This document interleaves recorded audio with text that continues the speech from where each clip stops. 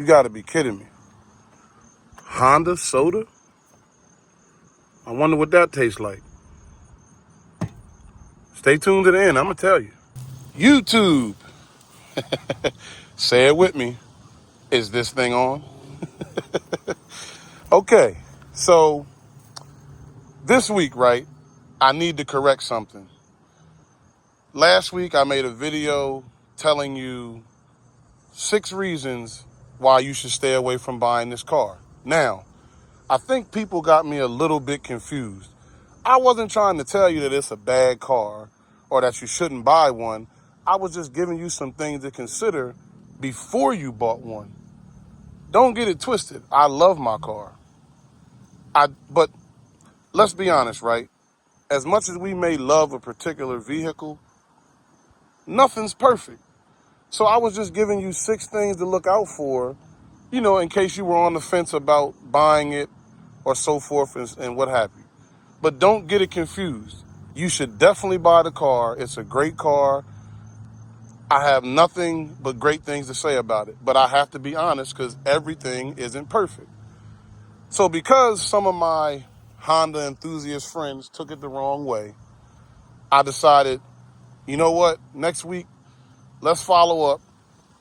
And just in case there's people out here like me that aren't really concerned about speed and being the fastest one, on the quarter mile, in the quarter mile, whatever you want to call it.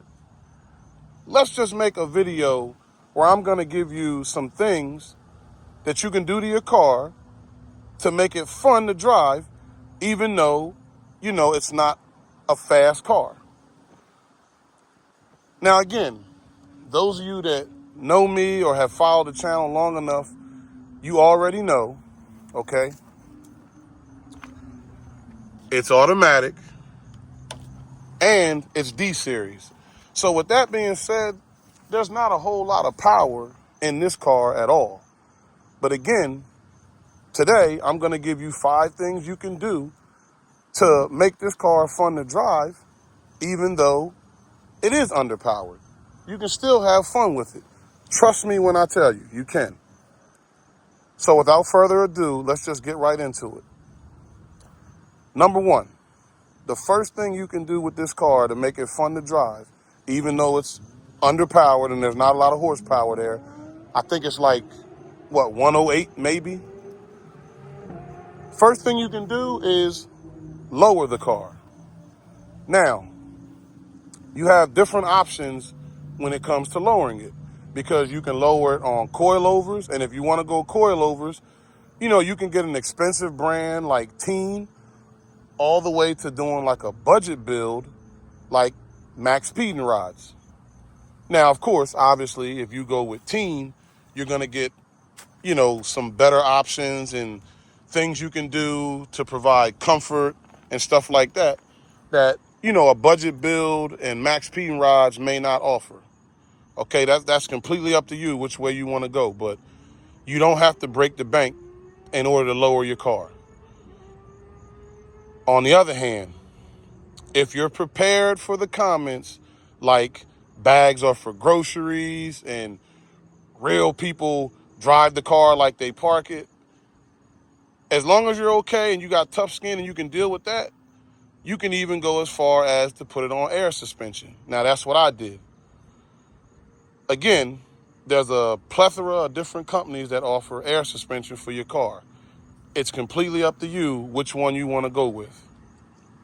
Either way, whether you do coilovers or air suspension, both of them will give you that look that you're going for. So you can't go wrong either way. Now, once you went as far as to put your car on air suspension or coilovers, either one, to lower that center of gravity and get you down low to the ground, the next thing you're going to want to do is pick out a wheel. Rim and tire has to be next. Now, again, this is for the enthusiast that doesn't care about speed.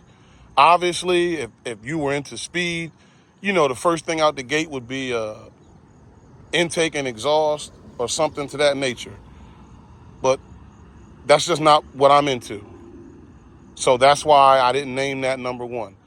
So back to what I was saying. Number 2, wheels and tires. Now, I'm going to be honest with you. If you know, you know. You don't have to go out here and buy a set of work wheels or Rega Masters or what's that third one that everyone loves? T37s. If you can afford that, perfect. But you don't have to buy an expensive wheel to make the car look good. Now, those enthusiasts that know for a fact that you can actually get away lowering the car and putting the car on a factory wheel as long as you pick the right factory wheel for the car. Now, for example, you can always lower the car and put a SI wheel on there. And I promise you, it will look good. But, you're not just limited to the SI wheel. You can go SI wheel, you can do the Acura rim, the swirlies, or you can even go as far as, if you want to get them shipped over here, or somebody over here that may already have them, you can get the EK4 swirlies. Either wheel looks great on the car. Now, I'm not going to lie to you. When I first started realizing you could do a factory wheel with a lower car is when the guys start having the Honda Accords and they start, tongue-tied, pardon me. They start putting the Honda Accord sport wheels or the touring wheels on a normal, base model car. And they would just lower it to the ground and again, go with either the sport or the touring wheel. And I promise you, those Accords look good. So when I started seeing that, that's when I realized, okay, you don't have to buy some expensive brand wheel. There actually are nice looking factory wheels that you can lower your car on and it'll look just as good, I promise you. No one's gonna laugh at you, okay?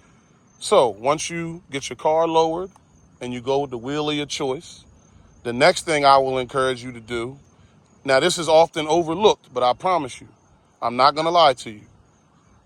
If it's a 90s car, there's a good chance that your headlights are faded and yellow and this, that, and the third.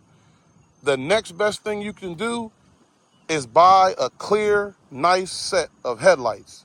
Now, me personally, I went with the EK9 Type R headlights, as you can see.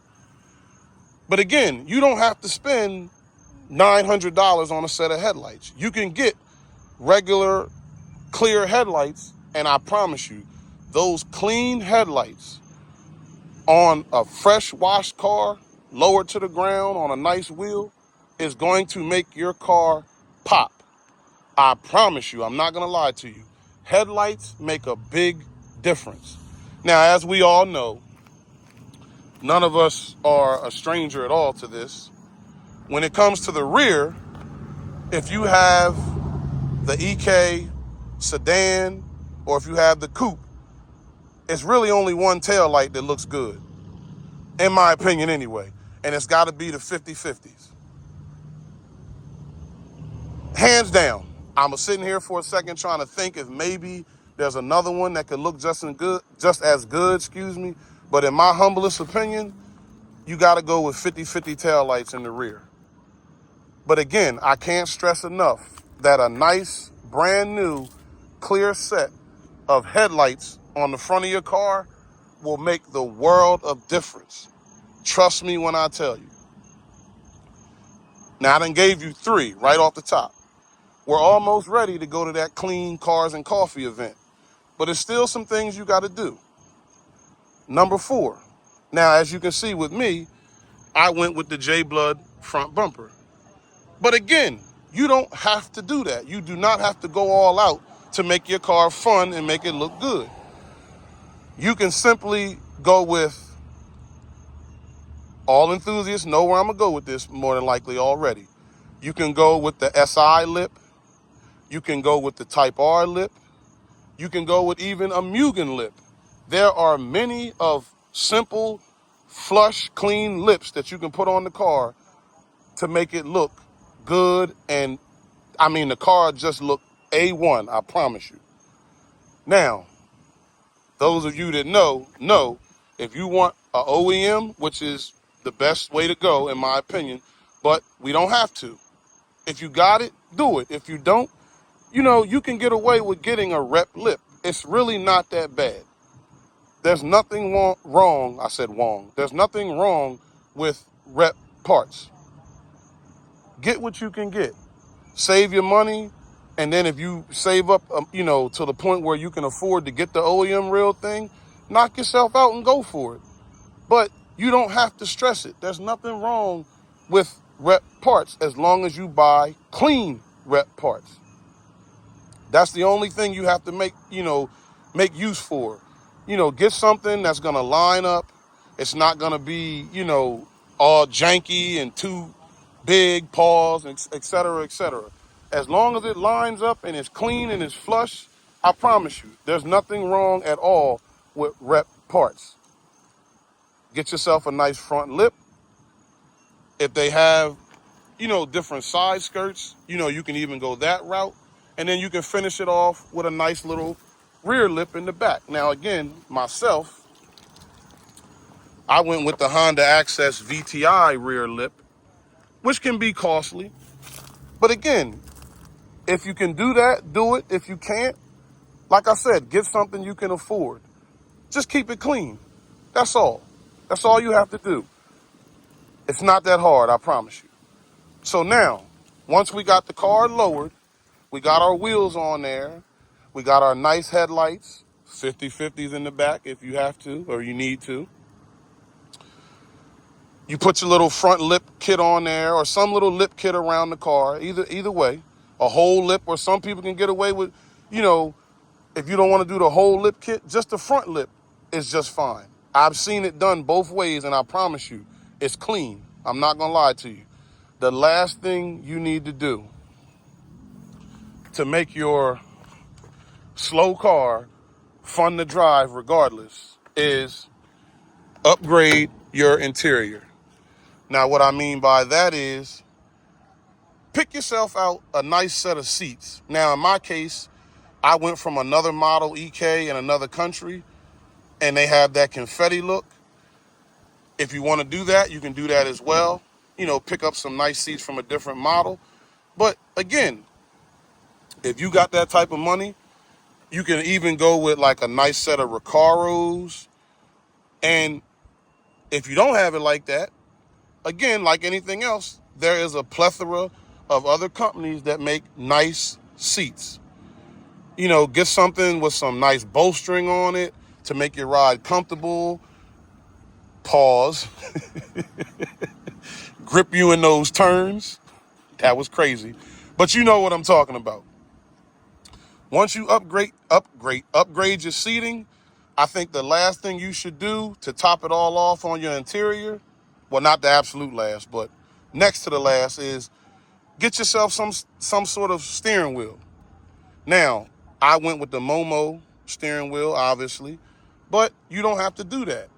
Again, you can go, I'm trying to think right off the top of my head, S2000 steering wheel. You can go Type R steering wheel.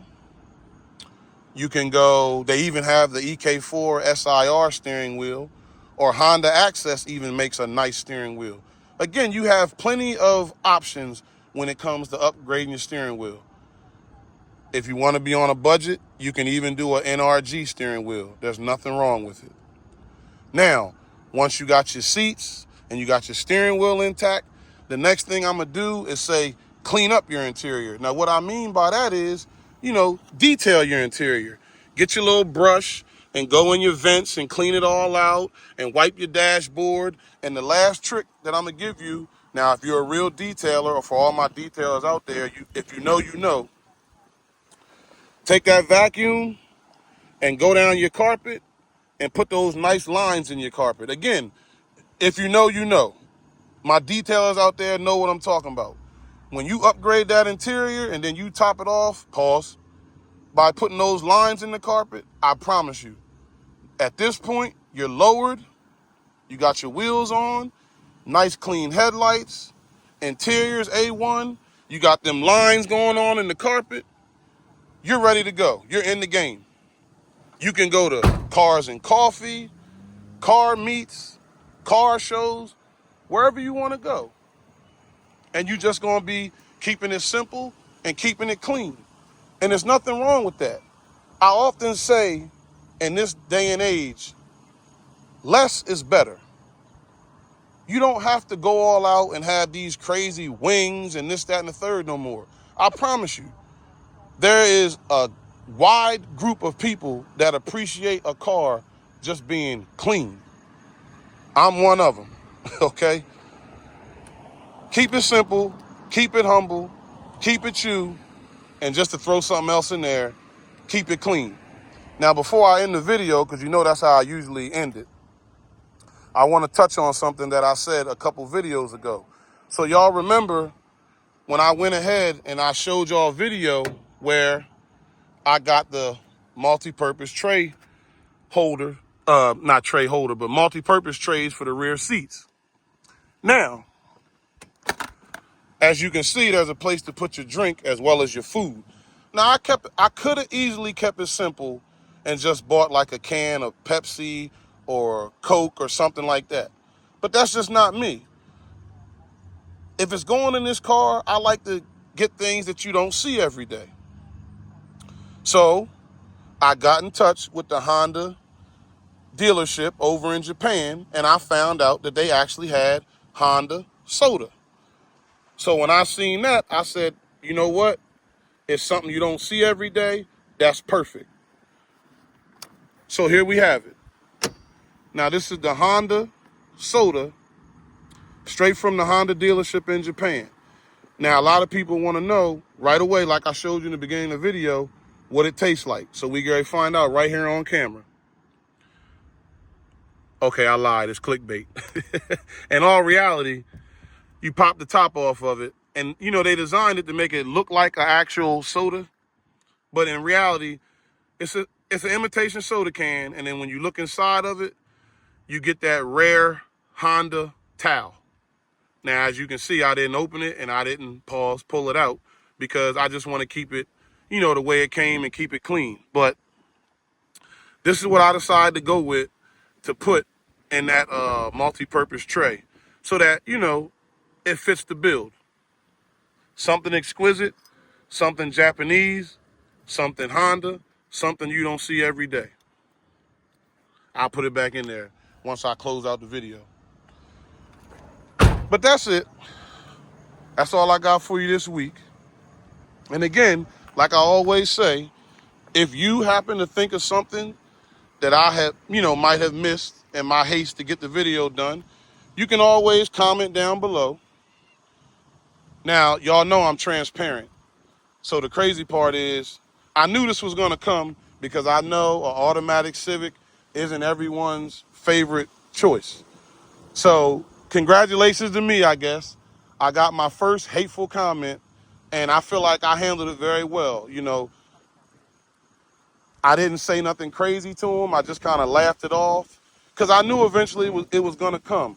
But I promise you, whether it's good feedback or negative, for those that love my videos, I'm going to continue to provide you substance every week, Tuesdays, like I always do, you know, and it's not going to stop. I'm not going to let the ignorance stop me from what I want to do, because I know with every one ignorant person, there's 10 positive people out here that might enjoy what you do.